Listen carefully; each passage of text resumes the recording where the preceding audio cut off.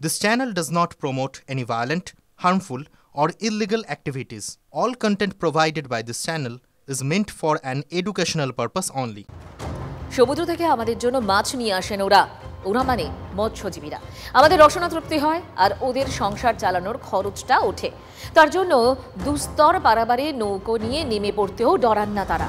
কত ধরনের দুর্যোগ, নিম্নচাপ, ঘূর্ণিঝড় ভয় থাকতে হয়। কখন দেশের জলসীমা পেরিয়ে অন্য দেশের জলসীমায় ঢুকে পড়ে নৌকা। গত অক্টোবরে এভাবেই আমাদের রাজ্যের 96 জন মৎস্যজীবী বাংলাদেশের সীমান্তরক্ষী বাহিনীর হাতে বন্দী হয়েছিলেন। একজনের মৃত্যু হয়, বাকিরা জেলে ছিলেন। আজ ওরা বাংলায় ফিরলেন। গঙ্গাসাগরে ওদের পাশে নিয়েই মুখ্যমন্ত্রীর বিস্ফোরক অভিযোগ, বাংলাদেশে মোটা লাঠি দিয়ে মারা হয়েছে মৎস্যজীবীদের। আর কতটা অমানবিক হবে আমাদের প্রতিবেশীরা? অক্টোবর মাস, গোটা বাংলা উৎসবে মশগুল। সেই মাসেই মাছ ধরতে গিয়ে বাংলাদেশের জলসীমায় ঢুকে পড়ে পশ্চিমবঙ্গের 6টি ট্রলার। বাংলাদেশের সীমান্তরক্ষীদের হাতে ধরা পড়েন কাকদ্বীপ নামখানার 96 জন মৎস্যজীবী। একজন জলে ঝাঁপ দিয়ে মারা যান। সেই থেকে উৎকণ্ঠাতেই দিন কেটেছিল 95টি পরিবারের। অবশেষে কেন্দ্র রাজ্যের তৎপরতায় বাংলায় ফিরলেন 95 জন মৎস্যজীবী। ফিরল 6টি ট্রলারও। 95 পরিবারে অকাল উৎসব। এর মধ্যেই বাংলাদেশের বিরুদ্ধে বিস্ফোরক অভিযোগ করলেন মুখ্যমন্ত্রী মমতা বন্দ্যোপাধ্যায়।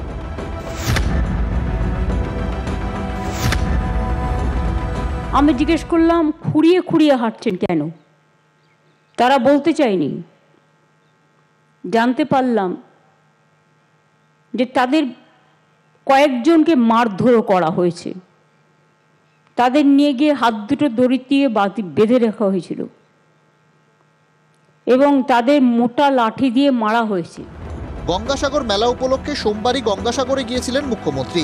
তার ফাঁকেই মৎস্যজীবীদের সঙ্গে সাক্ষাৎ করেন মমতা বন্দ্যোপাধ্যায়। মৃত মৎস্যজীবীর পরিবারের হাতে 2 লক্ষ টাকা এবং 95 মৎস্যজীবীর হাতে 10,000 টাকা করে সাহায্য তুলে দেন মুখ্যমন্ত্রী। সেই অনুষ্ঠানেই বিস্ফোরক অভিযোগ মমতার। তাদের মোটা লাঠি দিয়ে মারা হয়েছে, ফলে কয়েকজনের শারীরিক যে কোমর থেকে পা পর্যন্ত চোট, জামা কাপড় পরে আছে বলে বোঝা যাচ্ছে না। তারা কাঁদছিল বলে জিজ্ঞেস করছিলাম, বুঝতে পেরেছিলাম। যদিও ভারত আন্তর্জাতিক আইন মেনেই এদেশে বন্দী 90 মৎস্যজীবীকে বাংলাদেশের হাতে তুলে দিয়েছে। সুস্থ শরীরেই দেশে ফিরেছেন তারা। তাহলে এক যাত্রায় পৃথক ফল কেন? সময়টা ভাবুন। অক্টোবর মাস, ক্ষমতায় ইউনূস সরকার, যে সরকারের রাশ জামাতের হাতে। তাই কি ভারতীয় মৎস্যজীবীদের ওপর এত রোষ? এখানে এলে ঠিকঠাক রেখে আবার ও দেশে ফেরত দেওয়া হয়, আর ওদিকে গেলে আমাদের লোকেরা যে অত্যাচার মারধর হয়, এবং তারপর আগে তো খুঁজেই পাওয়া যেত না। এখন তো মমতা বন্দ্যোপাধ্যায় আসার পর, এই সরকার আসার পর ফিরিয়ে আনার একটা উদ্যোগ হচ্ছে, ফিরে আসছে।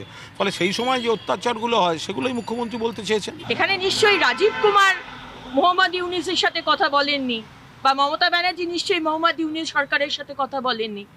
তাই মিথ্যে কথা বলে, অসত্য কথা বলে সবসময় নিজের কৃতিত্ব নেওয়ার চেষ্টা করবেন না।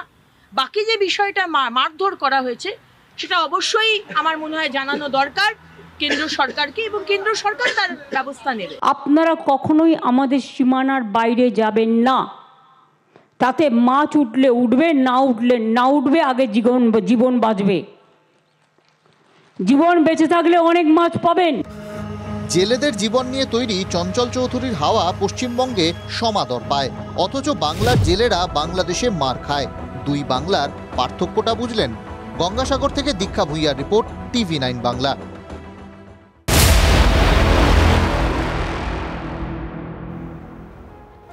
এরা তো মৎস্যজীবী, এরা তো কেউ অপরাধী নয়। এটা বাংলাদেশের চেয়ে ভালো কে জানি। তারপরও অকথ্য অত্যাচার বাংলাদেশের জেলে। অথচ আমাদের জেলে কি হচ্ছে? বাংলাদেশি জঙ্গিরাও কি জামাই আদর পাচ্ছে? আমরা বলছি না। বেঙ্গল STF প্রশ্ন তুলে দিয়েছে। আজ বহরমপুর জেলে বন্দি JMB জঙ্গি তারিকুল ইসলামকে হেফাজতে নিয়েছে STF। জেলে বসেই জঙ্গিদের স্লিপার সেল চালানোর অভিযোগ। জেলে কি এতটাই ঢিলেঢালা অবস্থা? গেলে জেহাদিদের বাংলা একটা মরুদ্যান হয়ে যাচ্ছে, জঙ্গিদেরই তো জায়গা হয়ে গেছে। নদিয়ার নবদ্বীপে দাঁড়িয়ে রাজ্য সরকারকে নিশানা প্রাক্তন সাংসদ অধুনা বিজেপি নেতা অর্জুন সিং এর। বাংলা কি সত্যিই জিহাদিদের মরুদ্যান? জঙ্গি, অস্ত্র এগুলো নিয়ে অর্জুনদার যে গভীরতা, যে জ্ঞান, যে অভিজ্ঞতা, সেই বিষয়ে আমি এই ব্যাপারে মন্তব্য করলে মনে হবে যেন একটা বিশেষজ্ঞের মন্তব্যকে আমি কন্ট্রাডিক্ট করছি। বিজেপিতে থাকলে কিছু বলতে হয়, কিছু বানিয়ে বলতে হয়, অতিরঞ্জিত করতে হয়, সেটা উনি করে দেন। এই ধরনের অভিযোগ বারবারই অস্বীকার করেছে রাজ্যের শাসক দল, কিন্তু সোমবার রাজ্য প্রশাসনকে বিড়ম্বনায় ফেলে দিল বেঙ্গল এসটিএফ। বহরমপুর জেলে বন্দী তারিকুল ইসলামকে হেফাজতে নিল বেঙ্গল এসটিএফ। তারিকুল জেএমবি জঙ্গি, খাগড়াগড় বিস্ফোরণে অভিযুক্ত। অসম এসটিএফও তারিকুলকে নিজেদের হেফাজতে নিতে মরিয়া, যদিও বহরমপুর আদালত আপাতত পশ্চিমবঙ্গে স্পেশাল টাস্কফোর্সের আবেদনই মঞ্জুর করেছে। প্রশ্ন হলো, একজন জেলবন্দীকে হঠাৎ হেফাজতে নেওয়ার প্রয়োজন পড়ল কেন? অভিযোগ, জেলে থাকলেও সক্রিয়তা কমেনি তারিকুলের। জেলে বসেই জঙ্গিদের স্লিপার সেল চালাতো তারিকুল।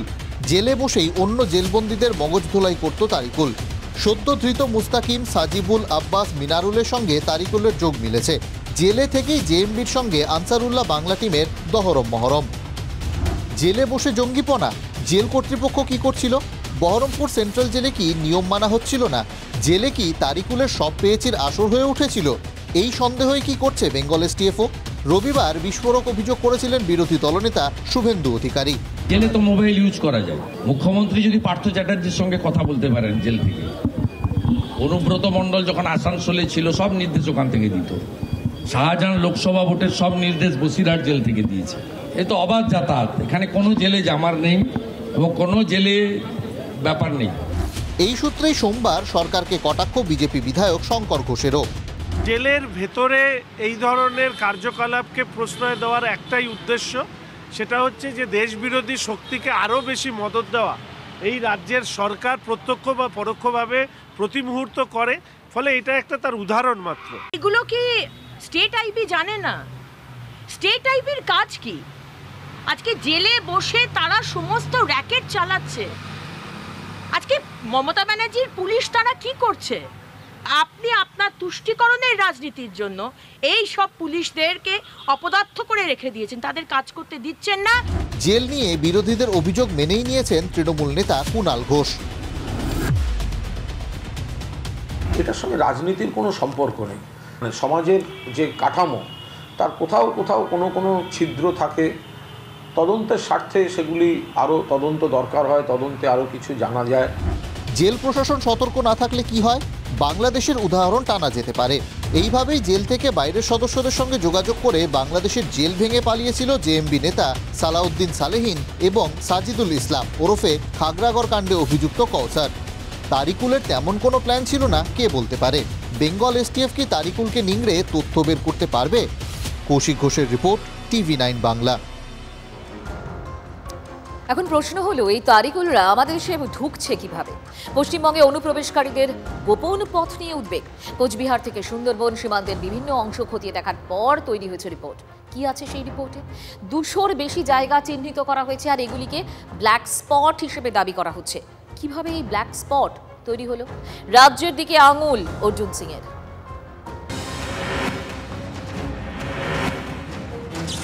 রাজ্য থেকে রাজধানী ধরা পড়ছে একের পর এক অনুপ্রবেশকারী। শনিবারই কলকাতায় গ্রেপ্তার করা হয় এক বাংলাদেশি মহিলাকে।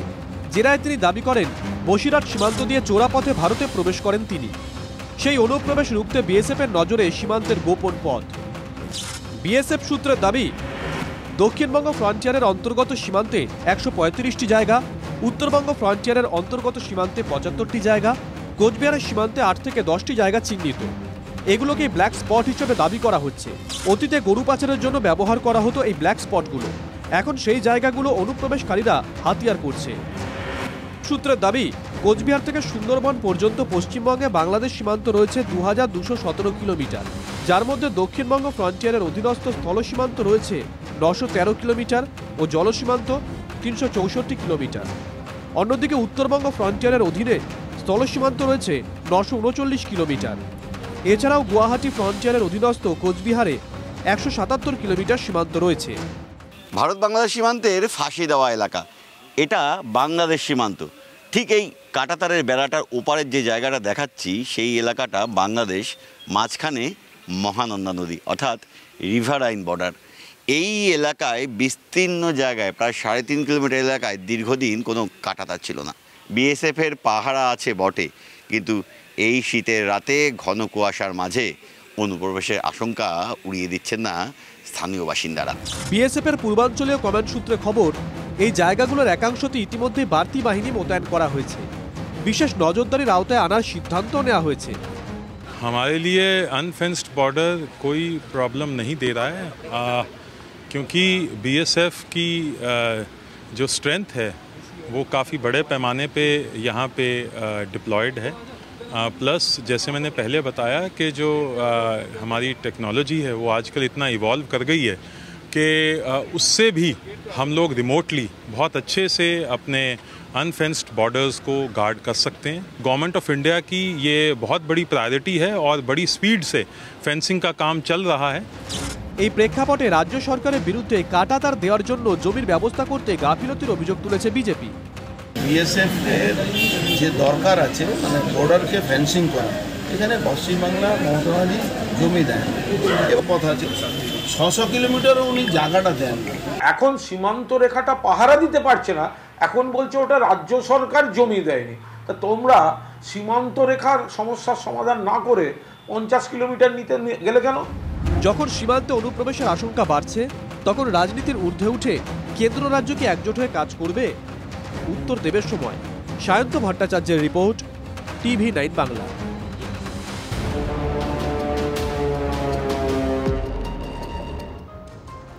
এদিকে আবার পাসপোর্ট জালিয়াতিও তো রয়েছে। সেই জালিয়াতি কাণ্ডে প্রাক্তন সাব ইন্সপেক্টর আব্দুল হাইকে গ্রেফতারের পর এবার তদন্তকারীদের নজরে কলকাতা পুলিশের 4 কর্মী। তদন্তকারীদের রেডারে 2 আধিকারিক, 1 কনস্টেবল এবং 1 হোমগার্ড। 2 আধিকারিকের একজন থানায় কর্মরত, অন্যজন সিকিউরিটি কন্ট্রোল অফিসে কর্মরত। খবর এমনটাই। লালবাজার সূত্রে খবর, এদের সবাইকে আপাতত বর্তমান দায়িত্ব থেকে অব্যাহতি দেওয়া হয়েছে। যথাযথ ব্যবস্থা নেওয়া হবে, আশ্বাস কলকাতা পুলিশ কমিশনারের। কেস ইনভেস্টিগেশন স্টেজেই আছে and based on evidence, based on investigation যা যা আমরা পাবো তার উপর অ্যাকশন হবে। যারা যারা ইনভলভ আছেন সবারই এগেইনস্ট অ্যাকশন হবে। আমাদের রাজ্যের সরকার এই ধরনের ফেক পাসপোর্টের উৎস হিসাবে তাদেরই কর্মী, সমর্থক, জনপ্রতিনিধিদের নাম উঠে আসছে, সরকারি আমলাদের নাম উঠে আসছে। ফলে এই ক্ষেত্রে রাজ্যের সরকারের ভূমিকা যথেষ্ট সন্দেহজনক। তার কারণ এই রাজ্যের সরকার দেশবিরোধী হিসাবে নিজেদেরকে প্রায় চিহ্নিত করে ফেলেছে। যদি অন্যায় কাজ করে থাকে যথাযথ শাস্তি পাবে। এই যে পাসপোর্ট জালিয়াতি সিপিএমের সময় থেকেও ভুরি ভুরি হয়েছে, অন্য রাজ্যেও ভুরি ভুরি হচ্ছে, এখন কমেছে, কিন্তু নিশ্চয়ই কোনো দুষ্ট চক্র আছে এবং তার মধ্যে ওই সংক্রান্ত যারা থাকেন কাজের তাদের মধ্যেই কেউ না কেউ জড়িয়ে থাকলে তারপরেই দুষ্ট চক্রটা পৃষ্ঠপোষকতা পায়। তো এরকম বিচ্ছিন্নভাবে কেউ যদি কোনো অপরাধ করে থাকেন, পুলিশ ধরছে,